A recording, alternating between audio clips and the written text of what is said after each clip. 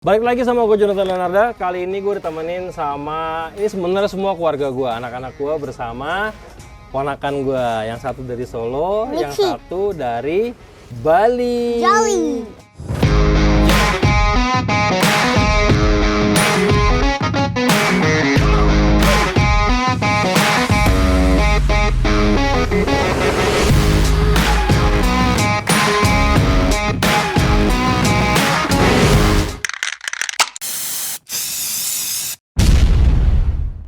Di kesempatan hari ini kita bakal bahas tentang bearded dragon. Ini bukan sesuatu yang baru dalam dunia pereptilan Indonesia, tapi ada sesuatu, biarin dulu sayang, ada sesuatu yang berubah dalam genetik mutasi di sini.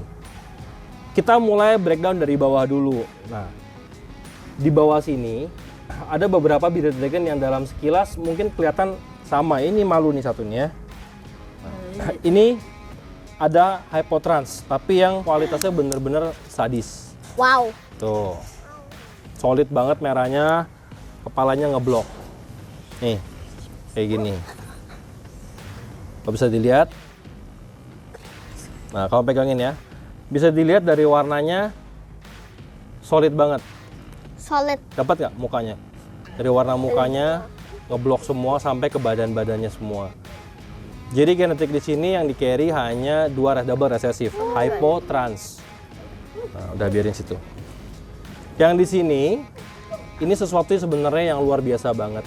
Ini bukan genetik lama, bukan genetik baru, udah cukup lama, paradoks kompleks. Nanti bakal gue kupas satu persatu tentang paradoks ini dulu. Kita kenalin satu-satu. Ini ada yang leatherback. Nah, kalau leatherback kayak gini. Belakangnya halus.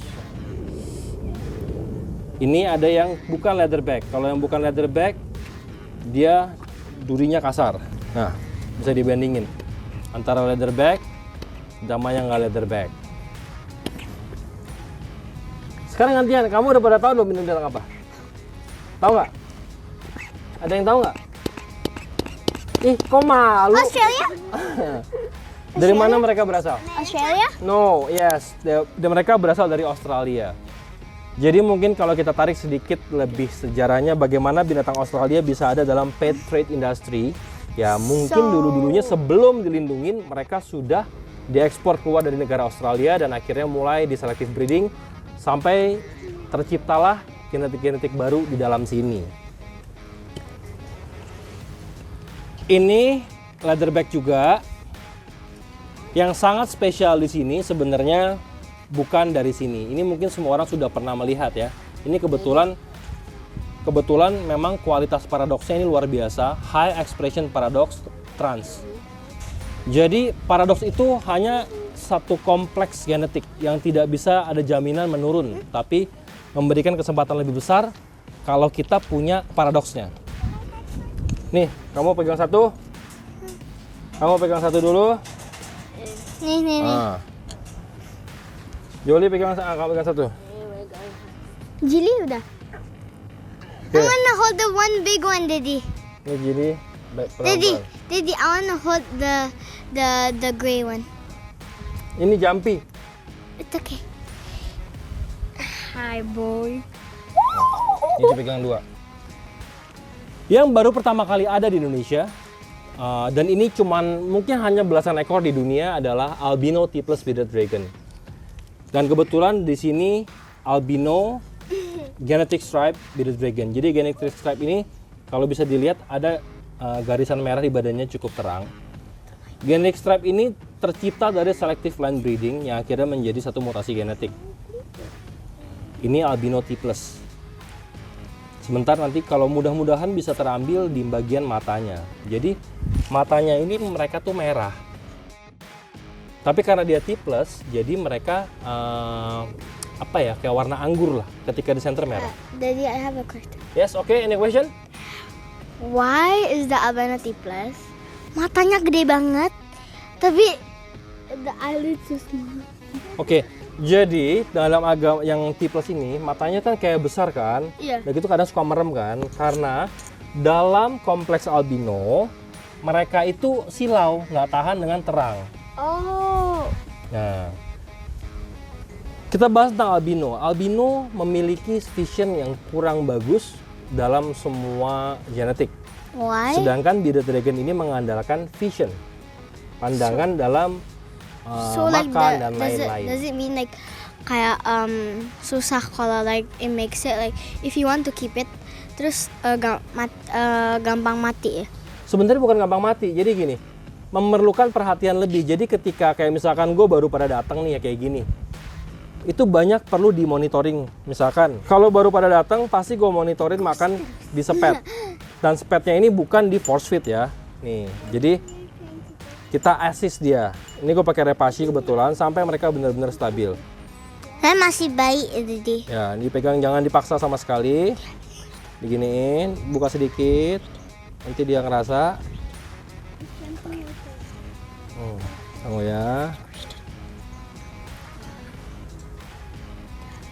Nah.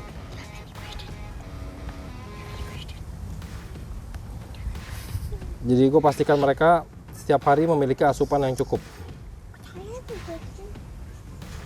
Oke, baby ada pertanyaan apa? Oh. Hey, give me this. Nah, jadi kurang lebih kayak gitu. Nggak usah terlalu banyak, yang penting mereka memiliki nutrisi lengkap buat hariannya. Jadi, Julie, what's the question? Ya? Why did bear dragons? Does that mean bear dragons are? Did that mean bear dragons are separated if they're different kind of, or they still together? Hah? Did that mean different kind of type of species bear dragon will be separated in a cage? Oh, maksudnya gini, kalau mereka sudah besar, ya maksudnya jadi kenapa dipisah-pisahin ya? I know how that. Oke, why? Because sometimes kayak udah gede, sometimes bisa ada teritorial. Yes, jadi bearded dragon kalau kecil sebenarnya gini, nggak gini. Bearded dragon itu punya tendensi buat saling gigit-gigitan. Jadi mereka nih kannibalism ketika masih kecil dan ini harus kita hindarkan. Jadi ketika masih kecil-kecil kalau bisa disatuin nggak apa-apa disatuin. Tapi sampai satu waktu mereka mulai menunjukkan aggression atau menunjukkan teritorinya masing-masing, itu saatnya untuk dipisahkan. Jadi begitu. Kita pernah ada iguana 4 di bareng, tapi udah gede Berantem. sampai bunting. Iya. Bearded dragon. Iya. Bukan iguana, kamu bilang iguana. Jadi inilah sebenarnya yang baru datang dari kita. Ini salah satu line breeding sendiri yang kita cetak di rumah ini. Warnanya ini salah satu anakan terbaik yang menurut gua yang pernah dihasilkan di rumah ini. Ya ini dia. The best buat merahnya semua. Ini kira-kira umurnya udah 4 bulan. Hah? Masih bayi? Ya. Ini? Yang ini masih kecil banget. Dan ini salah satu paradoks terbaik yang pernah gua temukan sebenarnya. Ekspresinya luar biasa. Expression of paradoxnya.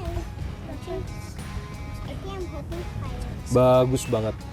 Semoga kedepannya ini project sebenarnya yang pengen gue bikin adalah bagaimana bisa menggabungkan dua gen ini menjadi satu.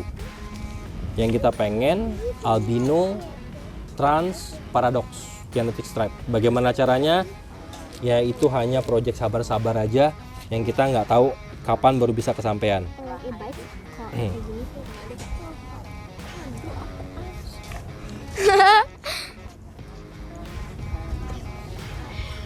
Satu yang malah yang ketinggalan yang belum gue bahas dalam perawatan ya. Bearded dragon mereka berasal dari Australia. Kunci dari bearded dragon sebenarnya bagaimana kita menjaga kelembapan atau humidity serendah mungkin. Kalau suhu sebenarnya nggak signifikan harus di 47 terus, tapi mereka memerlukan kelembapan yang luar biasa keringnya.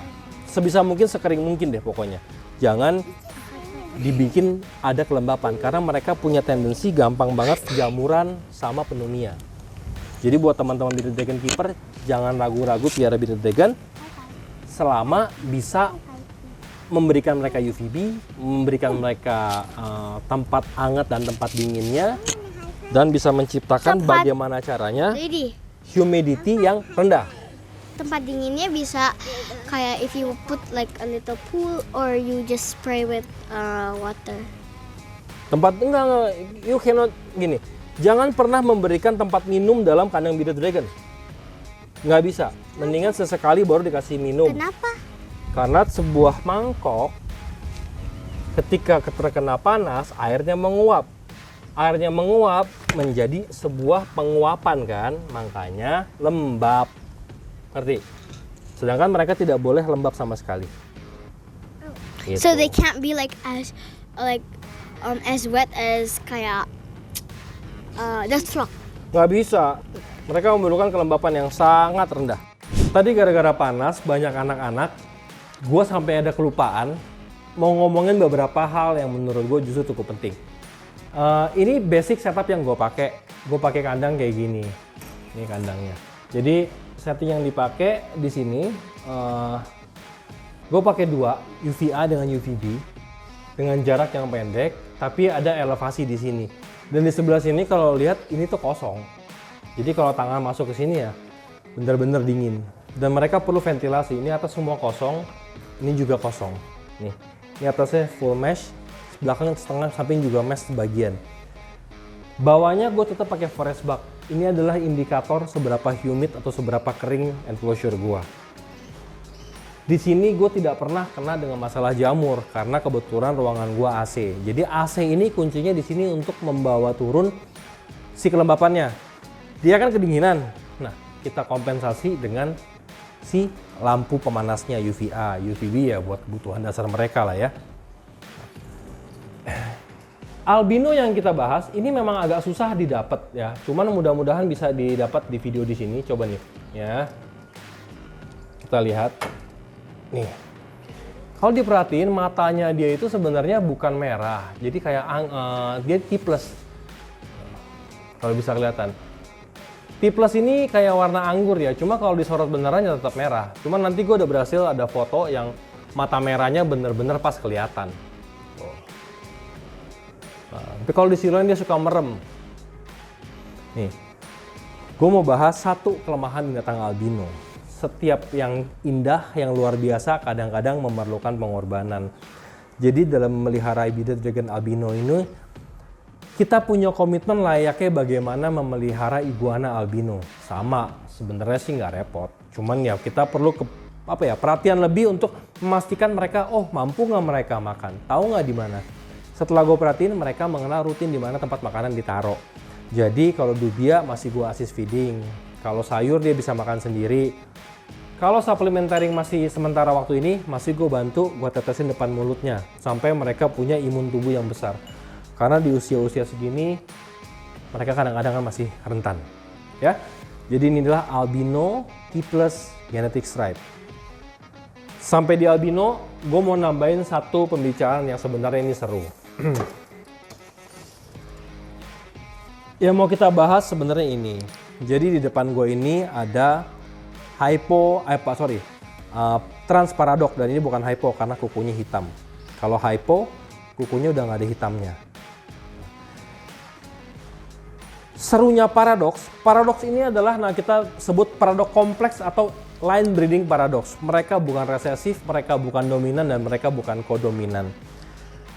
Mereka masih menjadi masih menjadi sebuah misteri. Tapi hasil dari perbincangan gue dengan breeder paradox di luar, paradox ini menurun. Jadi ada kesempatan lebih besar, pasti ada anaknya paradox. Kalau kita nggak ada paradoks sama sekali, bisa dikatakan hampir mustahil mendapatkan paradoks. Ketika kita punya satu paradoks, kesempatan itu lebih besar. Adalah. Ketika kita punya dua paradoks, kesempatan itu menjadi semakin besar untuk mendapatkan paradoks. Dan ekspresi paradoks pada mereka tidak ada jaminan. Hari ini seperti ini. Besok, dia bisa semuanya jadi kayak abu-abu. Tapi bisa hilang lagi jadi merah. Jadi ada changing mutation yang tidak stabil di sini. Tapi itu serunya. Dan kenapa harga paradoks ini mahal sekali, lebih mahal dari albino kalau yang kualitasnya bagus, karena tidak bisa dicetak. Itulah dia paradoks. Semoga tahun depan, mungkin ya pasti perlu 1 tahunan lagi ya. Kalau mereka semua sehat, hidup terus ke depan, mulai bisa di breeding sama albino. Tunggu lagi setahun lagi, atau 1,5 tahun lagi kita coba anaknya lagi. Mana tahu kita bisa nyetak albino paradox. Itulah cerita singkat tentang bearded dragon. Nanti bisa kita kupas lagi tentang bearded dragon. Tapi gue rasa udah cukup panjang vlog hari ini. Jadi terima kasih. Gue rasa itu aja update binatang yang luar biasa. Dan gue berterima kasih banget untuk gue memiliki kesempatan untuk bisa bikin project bearded dragon albino ini.